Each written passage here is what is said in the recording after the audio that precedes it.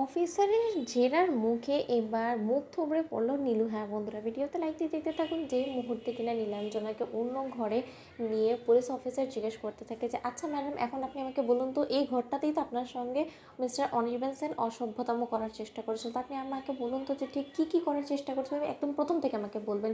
কোনো রকম কোনো কিছু কিন্তু গ্যাপ রাখা যাবে না, কারণ একটা আপনার ভুল ইনফরমেশনে কিন্তু অনেকটা কেসের মোড় ঘুরিয়ে দিতে পারে। ঠিক সেই মুহূর্তে নীলাঞ্জনা বলতে থাকে যে ম্যাডাম, আমি কি বলবো, আমার মুখের ভাষা হারিয়ে গিয়েছে। আমি যে এত বড় একটা বিশ্বাসঘাতকের খপ্পরে পড়ে যাবো সেটা কোনোদিনও কল্পনা করতে পারিনি, আপনি বিশ্বাস করুন আমার কথা। ঠিক সেই মুহূর্তে পুলিশ অফিসার বলতে থাকে যে দেখুন, এত ভনিতা করে আমার সঙ্গে কথা বলার কোনো প্রয়োজন নেই, কারণ আর যাই হোক না কেন, আমার যদি আপনার এই মন গড়া এত কাহিনী শোনার হতো তাহলে আমি বাইরে সকলের সামনেই শুনতে পারতাম, কিন্তু আমি একদমই একান্তই আপনার থেকে সকল ঘটনাটা জানতে চাচ্ছি। আর এখানে কোনো রকম কোনো ভুল ইনফরমেশন যদি আপনি আমাকে দেওয়ার চেষ্টা করেন এবং পরবর্তীতে যাচাই বাছাই করার পর যদি সেটা সম্পূর্ণরূপে ভুল পরে, তখন কিন্তু আমার থেকে খারাপ কেউ হবে না, তাই যা কিছু বলবেন সাবধানে বলুন। ঠিক সেই মুহূর্তে নীলাঞ্জনা বলতে থাকি যে ম্যাডাম, আমি আমার জায়গাতেই ঘুমোচ্ছিলাম, আমি রীতিমতো দরজাটা এই কারণে নক করিনি, কারণ আমি খুব ভালো করেই জানি যে আমার রায় দিদিভাই ও যথেষ্ট পরিমাণে প্রেগনেন্সি কমপ্লিকেটেড, এবং তার জন্য রায় দিদিভাইয়ের বাসে আমার যে কোনো সময় ছুটতে হতে পারে, যাতে কিনা আমার এই দরজা খুলে যেতে সময় না লাগে, তার জন্য আমি রীতিমতো দরজাটা খুলে ঘুমিয়েছিলাম। এবং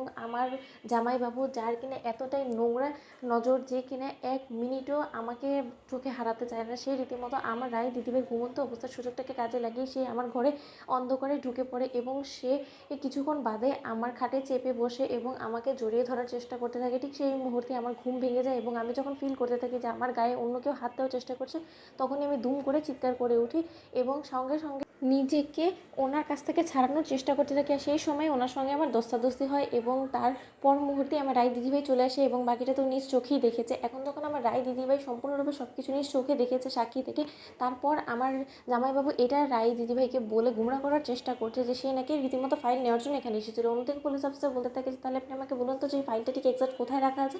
ঠিক সেই মুহূর্তে কাবার্ড খুলে যখন নীলাঞ্জনা বলতে থাকে যে এখানে কাবার্ডে ফাইলটা রাখা থাকে, আমার জামাইবাবুর যদি সত্যিকার হচ্ছে ফাইল নেওয়াটাই উদ্দেশ্য থাকতো তাহলে সে নিশ্চয়ই ফাইলটা নিয়ে এখান থেকে চলে যেত, তার তো আমার গায়ে হাত তোর কোনো প্রয়োজন ছিল না, তাই না? ঠিক সেই মুহূর্তে পুলিশ অফিসার বলতে থাকে যে যদি সত্যিকার অর্থে উনি ফাইলটা নাই ধরে থাকে তাহলে এই ফাইলটার সঙ্গে এরকম ছেড়খানি কী করেছে বলুন তো? এই ফাইলটা তো দেখে সম্পূর্ণরূপে বোঝাই যাচ্ছে যে ফাইলটাকে কেউ টাচ করেছে, এবং এই ফাইলের মধ্যে থাকা এই পেপারসগুলো দেখে মনে হচ্ছে যে কেউ হয়তো বা এই ফাইলটা নিয়ে টানা হেঁচড়া করেছে এবং সেই সুবাদে এই ফাইলের পেপারসগুলো ছিঁড়ে গিয়েছে। তখন নীলাঞ্জনা বলতে থাকে যে না না, এটা কোনো মতেই হতে পারে না, কারণ অনির্বাণ দাদাভাই ফাইল নেওয়ার উদ্দেশ্যে আসেনি, সে বরঞ্চ আমাকে অসম্মান করার উদ্দেশ্যে এই ঘরে ঢুকেছিল। আপনি আমার কথা বিশ্বাস করুন, আপনার কেন মনে হচ্ছে যে আমি মিথ্যে অনির্বাণ দাদাভাইকে ফাঁসানোর চেষ্টা করবো বলুন তো? এতে করে আমার লাভটা বা কী বলুন তো? আমার তো মান সম্মান সব কিছু ধূলিসাৎ হয়ে যাচ্ছে। আমি আমার মান সম্মানের কথা না ভেবে আমার বোনের উপরে প্রতিশোধ নেওয়ার কথা ভাববো তো? বন্ধুরা, লাইক এবং শেয়ার করে সাবস্ক্রাইব করতে ভুলো না।